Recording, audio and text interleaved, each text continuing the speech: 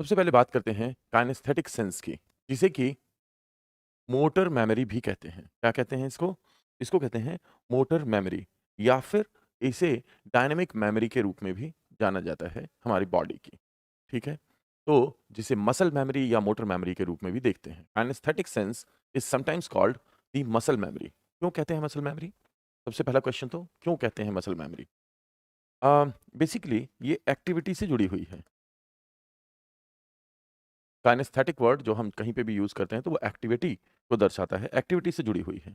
और जब हम किसी एक्टिविटी को कंटीन्यूअसली परफॉर्म करते हैं, तो वो हमारा एक ऑटोमेटेड रिस्पॉन्स तर्ज हो जाता है हमारे सिस्टम में and that's why it is called motor memory और this is called muscle memory, right?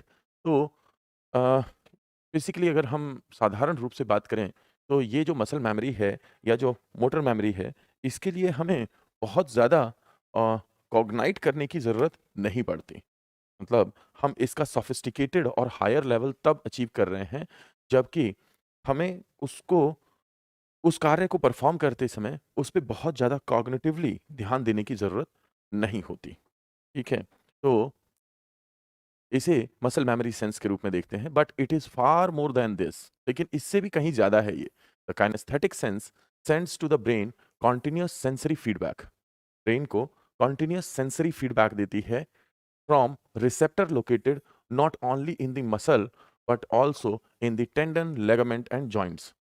इसका मतलब ऐसी कोई भी एक्टिविटी जो कि टेंडन, लिगामेंट या जॉइंट से जुड़ी हुई है, उस सेंसरी इंफॉर्मेशन को ब्रेन तक पहुंचाने का काम कौन करते हैं? काइनेस्थेटिक सेंस करती है। तो काइनेस्थेटिक सेंसेशन इस कार्य को करती है।